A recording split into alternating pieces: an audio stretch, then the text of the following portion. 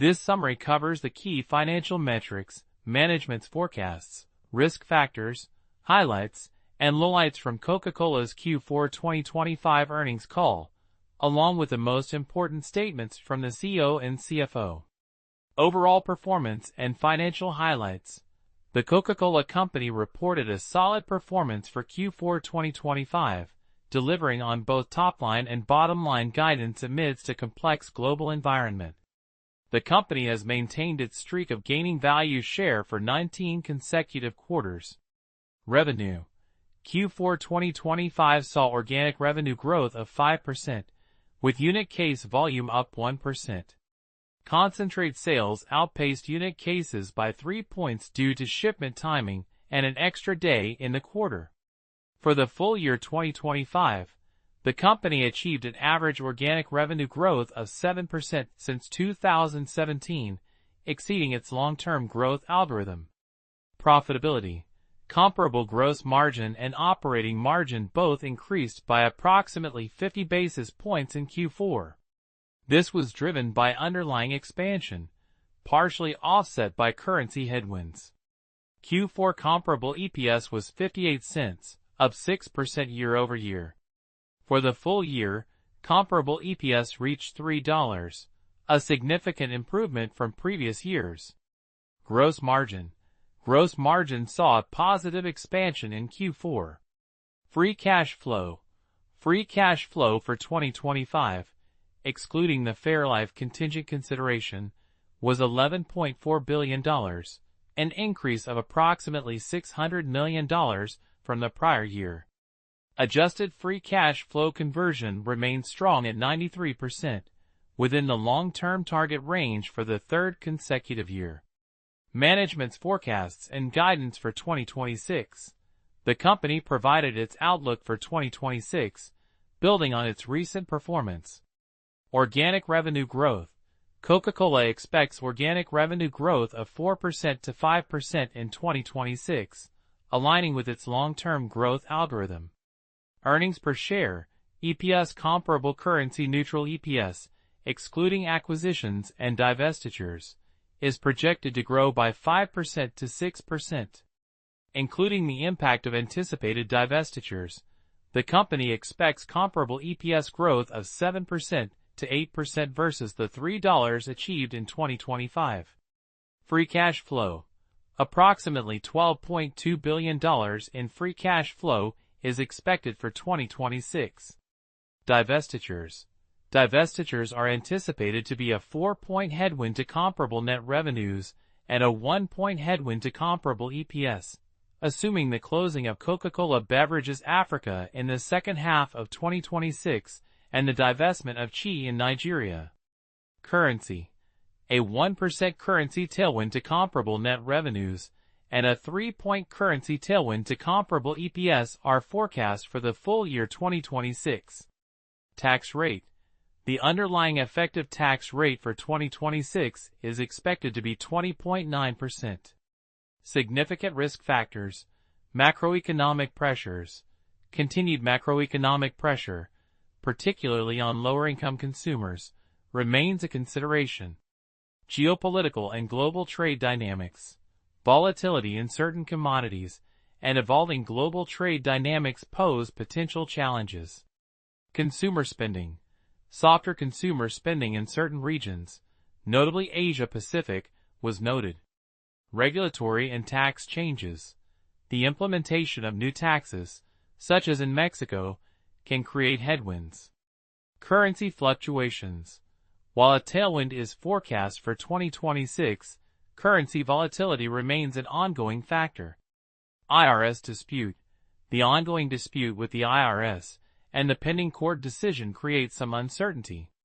Highlights. Strong brand portfolio. The company has successfully added $12 billion brands, bringing the total to 32, with 75% outside of sparkling soft drinks. Trademark Coca-Cola continues to show robust retail sales growth. System alignment. Alignment with bottling partners is described as better than ever, with a clear path to completing the refranchising strategy. Digitalization. Foundational steps have been taken to digitize the system, enhancing consumer and customer connections. Growth mindset. The company fosters a culture of risk-taking, learning, and scaling successes, with a focus on its people. North America performance. Strong results in North America were achieved despite macroeconomic pressures, with broad-based strength across the portfolio and successful innovations, like Sprite Chill and Coca-Cola Holiday Creamy Vanilla. Emerging market growth. Markets like Santa Clara in Mexico, a value-added dairy brand, have become billion-dollar brands, demonstrating successful local expansion. Innovation successes.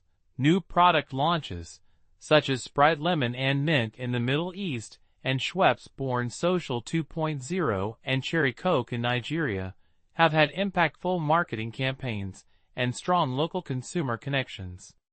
Strong balance sheet. Net debt leverage remains healthy at 1.6x EBITDA, below the targeted range. Dividend growth. The company has a consistent track record of growing its dividend, with a payout ratio in line with its long-term target. Lowlights. Flat unit case volume. While revenue grew, unit case volume was flat for the full year 2025, though it showed improving momentum in the fourth quarter. Revenue and profit declined in Asia Pacific. This region experienced declines in revenue and profit during the quarter, primarily due to softer consumer spending and cycling strong prior year growth. Global consumer environment. The overall global consumer environment is characterized as challenging and somewhat weaker than anticipated. Mexican tax headwinds. The implementation of excise taxes in Mexico is expected to present a challenge. Potential EPS headwind from divestitures. Anticipated divestitures will create a headwind to EPS. Most important statements from leadership. James Quincey, Chairman and Chief Executive Officer, on his last earnings call, legacy and strategic priorities.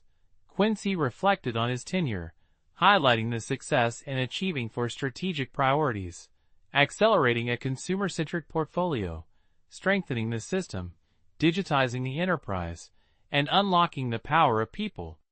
He noted the addition of $12 billion brands and the reinvigoration of legacy sparkling brands. Strong foundation for future growth. He emphasized that the company's foundation is stronger than ever, with immense growth opportunities across categories, consumers, and channels. Confidence in successor. Quincey expressed strong confidence in Enrique Braun's ability to lead the company into its next chapter of growth, citing Braun's passion for brands, the franchise operating model, digital engagement, and people. Executive Chairman role. Quincey will transition to an executive chairman role, which he described as more involved than a traditional chairman, assisting the CEO and bridging the transition, as well as working with the board on key issues like capital allocation and risk. Enrique Braun, CEO-elect and Chief Operating Officer. Performance in a complex environment. Braun acknowledged the complex external environment in 2025, but stated that the company delivered on its guidance and continued to gain value share. Focus on improvement and evolution.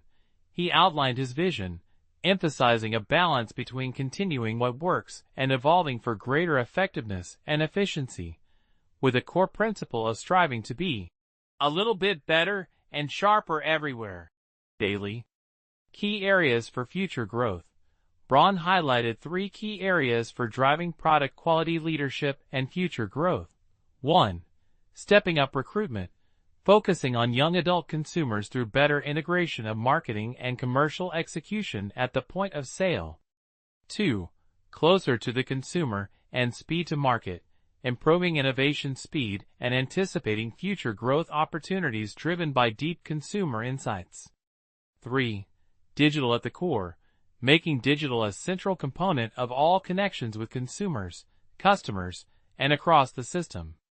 Long-term runway and confidence. Braun expressed confidence in the company's durable strategy, long runway, and ability to deliver on 2026 guidance and capture vast opportunities. He also mentioned plans to share more details on evolving the culture and enterprise at the upcoming CAGNY conference. Navigating market volatility. He detailed strategies for navigating challenging markets like China, India, and Mexico, emphasizing the all-weather strategy and leveraging learnings from other markets. John Murphy, President and Chief Financial Officer. Agility and execution. Murphy underscored the company's agility and focus on execution in delivering on its guidance in 2025. 2026 guidance details. He provided detailed guidance for 2026, including organic revenue growth, currency-neutral EPS growth, free cash flow projections, and the impact of divestitures and currency movements. Investment and dividend.